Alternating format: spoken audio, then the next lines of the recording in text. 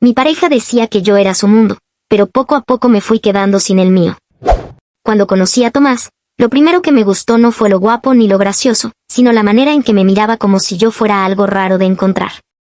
Yo venía de una vida simple pero llena, mi trabajo en una librería de barrio, mis domingos de mercado con mi hermana, mis amigas de la universidad con las que todavía hacía videollamada aunque ya nadie tuviera tiempo. Mi pequeño ritual de escribir 2 páginas antes de dormir. Tomás apareció como un aplauso en una sala vacía. Me decía: eres mi calma, eres mi hogar, eres mi mundo. Al principio sonaba romántico, casi poético. Yo lo repetía como si fuera un amuleto. Los primeros meses fueron intensos, de esos que te hacen creer que por fin todo encaja. Me traía café sin que se lo pidiera, me esperaba a la salida, se aprendió los nombres de mis amigos, me mandaba audios largos para contarme cosas pequeñas. El perro que vio, la señora que se rió en el bus, lo que soñó. Cuando se quedaba en mi departamento, acomodaba mis cojines para que se vea más bonito, ordenaba mi estante de libros para que sea más práctico. Yo lo veía como cariño, como esa forma de decir me importa sin decirlo. Lo que no vi, o no quise ver, es que cada gesto tenía una sombra. A los 6 meses ya hablábamos de vivir juntos.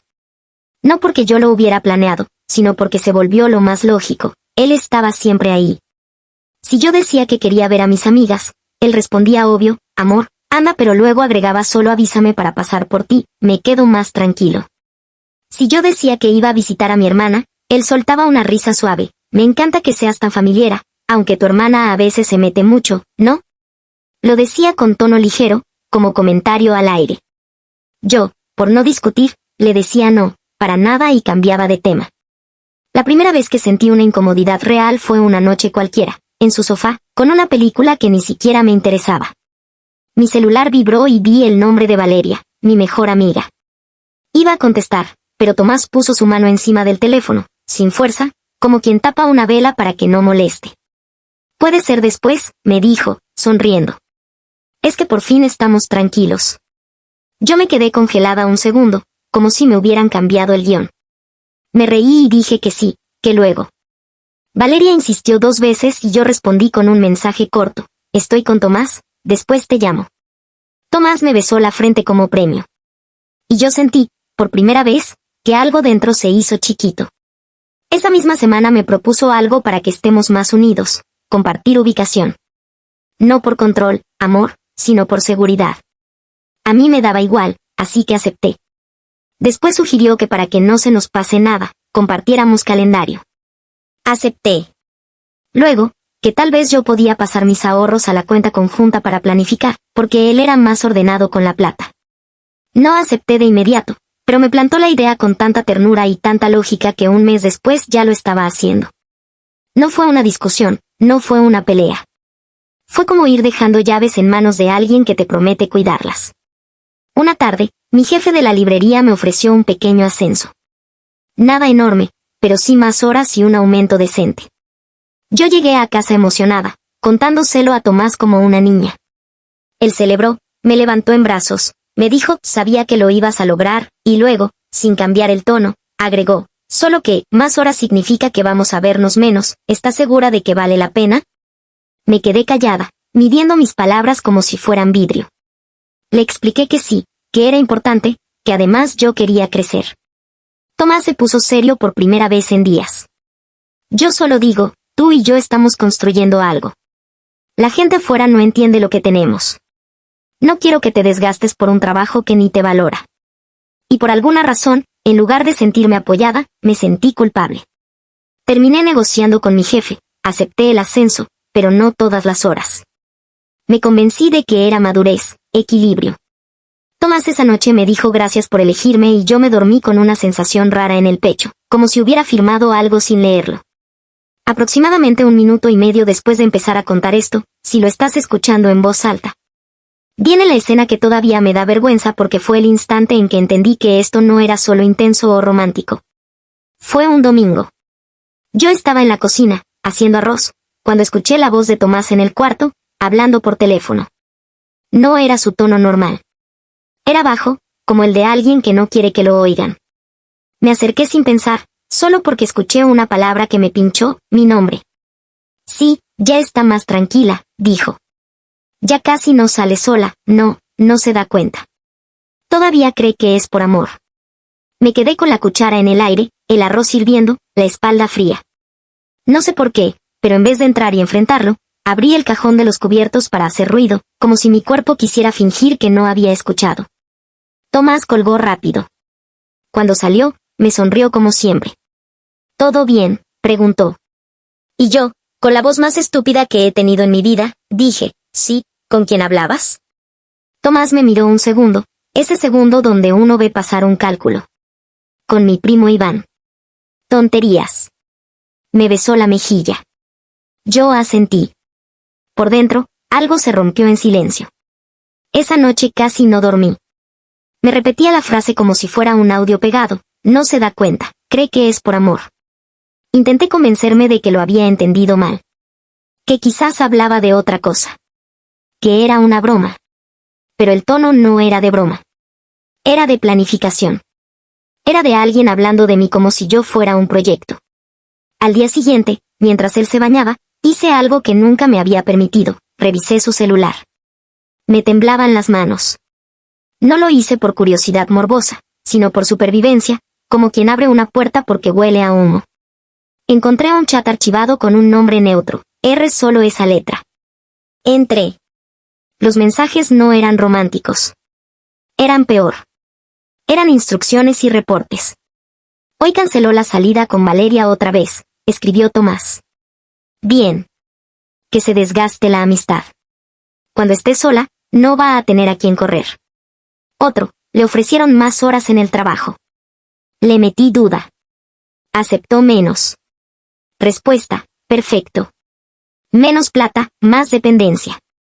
Había audios cortos donde Tomás describía mi rutina, mis horarios, mis puntos débiles como si fueran datos. Y R respondía con frases frías, refuerza la idea de que el mundo afuera es peligroso, punto.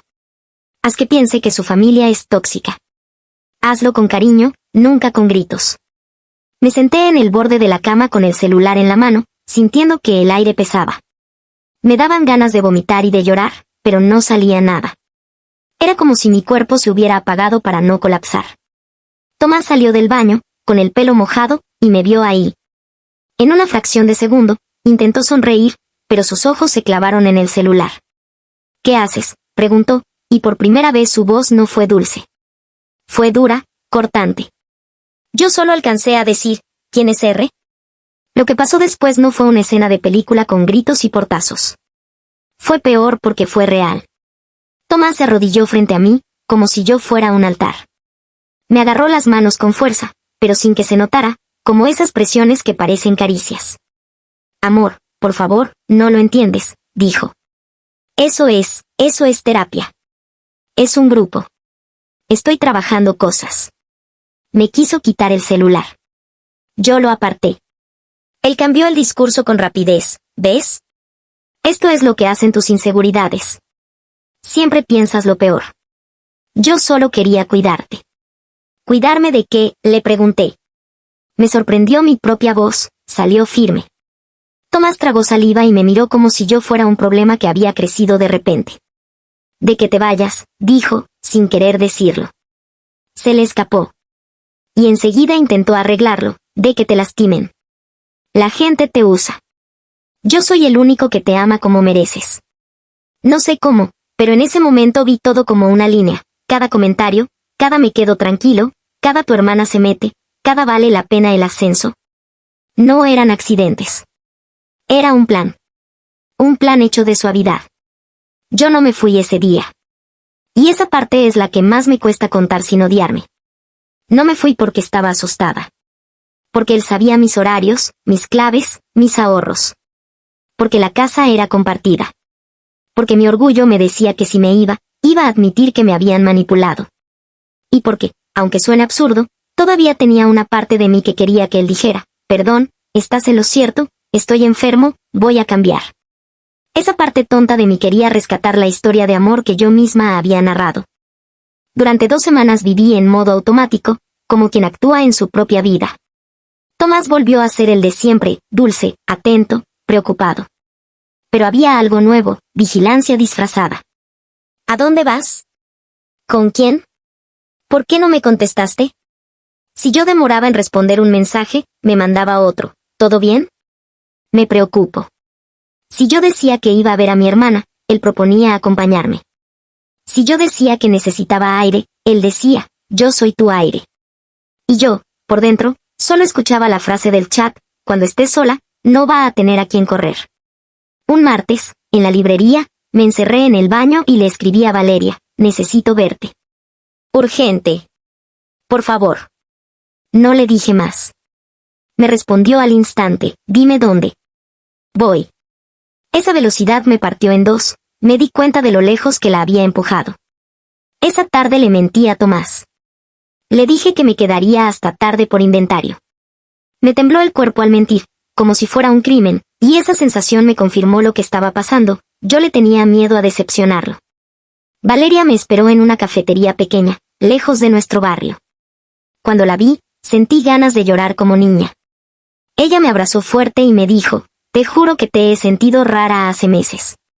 No tuve que explicar mucho, solo le mostré capturas de pantalla que me había enviado a mi propio correo.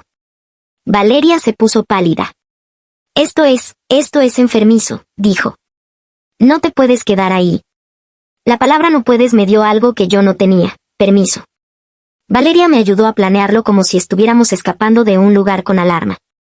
Hicimos una lista, documentos, ropa básica, mi cuaderno, mi laptop, llaves, dinero en efectivo.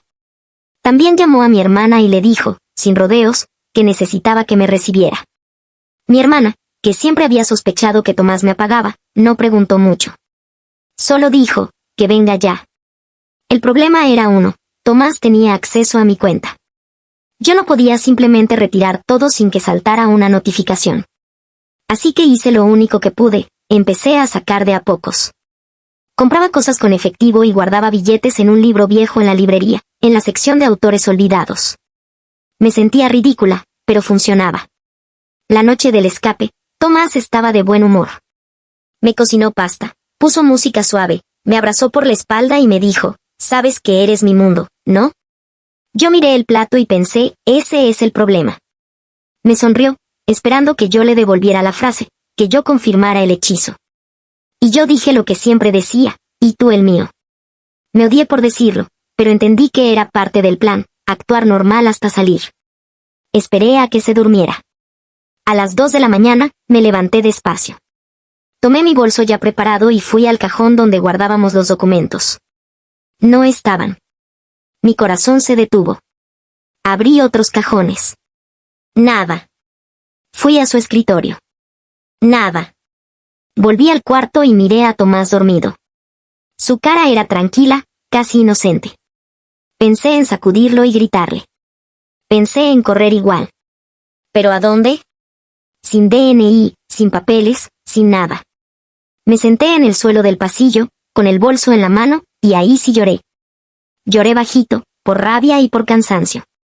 Y entonces vi algo, la puerta del closet, apenas entreabierta, con una luz mínima que no recordaba haber dejado. Me acerqué. Dentro, detrás de una caja de zapatos, había una carpeta plástica. La abrí. Ahí estaban mis documentos. Todos. Y un sobre con mi nombre escrito con su letra. Lo abrí con dedos torpes. Había una hoja doblada en dos, como una carta. No era una carta de amor. Era una lista. Cosas que hacer si intenta irse. Y debajo, en viñetas, cosas concretas, llamar a mi trabajo para decir que yo estaba inestable, avisar a mi hermana que yo estaba manipulada por Valeria, bloquear mi tarjeta desde la app, mantenerme en casa con calma. No levantar la voz.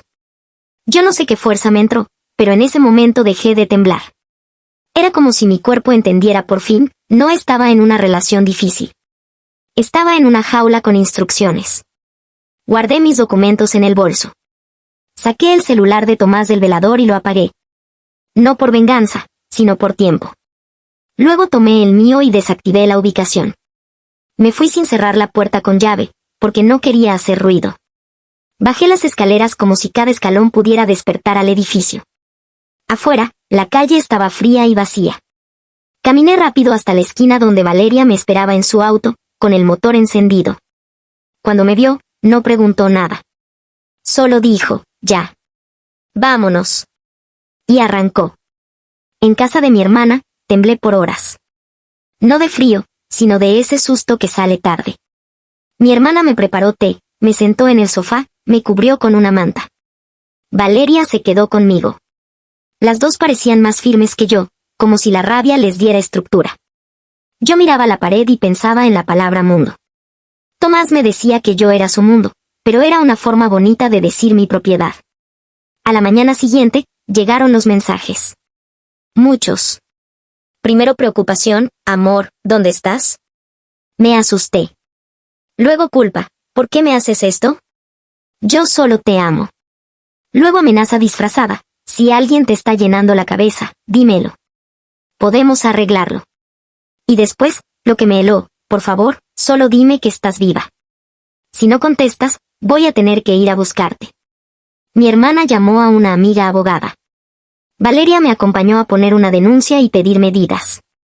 No voy a romantizar esa parte, fue lenta, incómoda, llena de preguntas que me hicieron sentir como si yo tuviera que probar que mi miedo era válido.